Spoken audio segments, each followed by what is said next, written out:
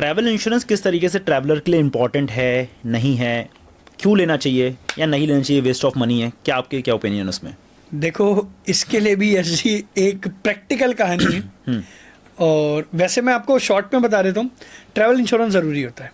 बहुत ज़रूरी है ट्रैवल इंश्योरेंस कराना। टूर को सिक्योर करना, फैमिली को सिक्योर करना बहुत ज़रूरी है। मेरा एक पार्टनर कंपनी है, एसिगो, आपने शायद नाम सुना होगा। एसिगो नाम है। मैं उनके साथ कर रहा हूँ, बहुत स्मूथ बिजनेस है और बहुत अच्छे से उनका सारा प्लेटफॉर्म रेडी है। मिनटों में पॉलिसी आ जाती है, एक्चुअल पॉलिसी। एक्चुअल क्यों? क्योंकि मैं भुगत चुका हूँ। ये अभी 2 साल पहले की बात है यश जी। तो एक मेरे क्लाइंट हैं, वाइफ के साथ हनीमून पे टर्की गए थे। टर्की में 3 जगह हैं, इस्तांबुल, कैपाडोसिया, अंटालिया। तो ये प्लान था 8-9 दिन का। उन्होंने एक ट्रैवल इंश्योरेंस मुझसे लिया। अच्छा, उन दिनों मैं उतना अवेयर नहीं था ट्रैवल इंश्योरेंस से, क्योंकि मार्केट भी उतनी अवेयर नहीं थी।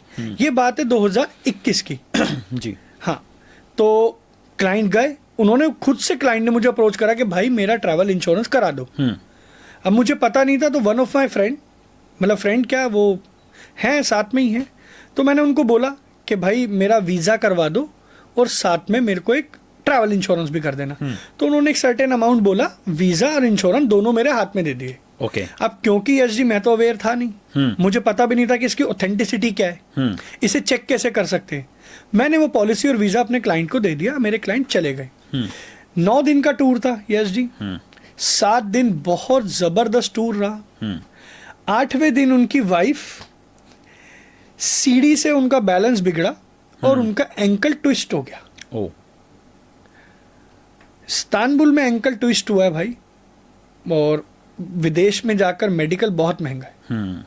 उनका तुरंत मुझे फ़ोन आया कि मेरी वाइफ का एंकल ट्विस्ट हो गया संदीप, मैंने ये इंश्योरेंस ले रखा है और आप मेरी हेल्प करो।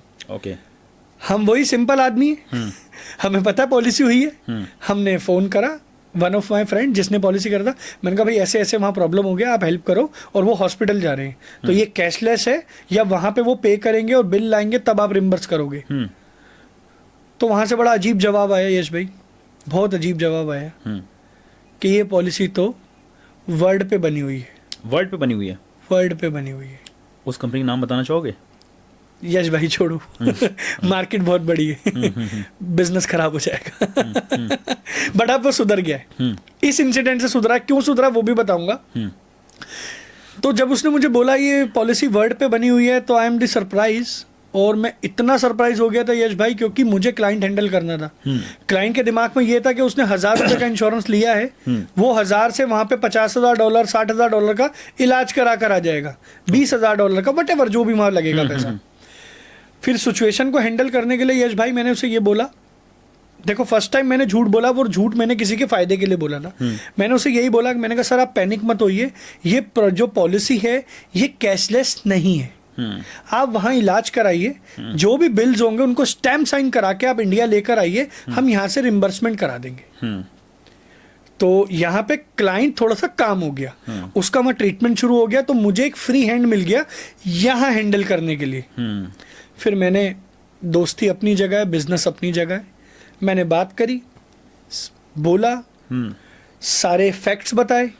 क्लाइंट नामची है दिल्ली का, बहुत नामची क्लाइंट है दिल्ली का।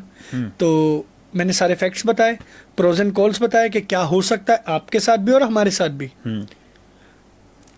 वो समझे। तो बिल बना था यश भाई इंडिया का 90,000 रुपए का।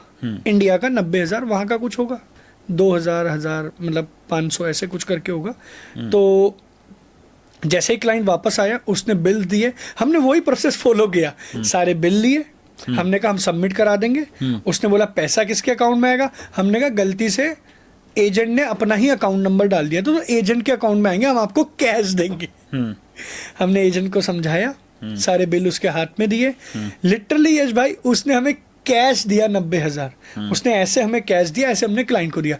तो वहां पर हमारे पास टाइम था बचने का, बट वहां हमें एक सीख मिली कि आप किसी भी ऐसे अनऑथोराइज बंदे से ट्रैवल इंश्योरेंस मत कराइए।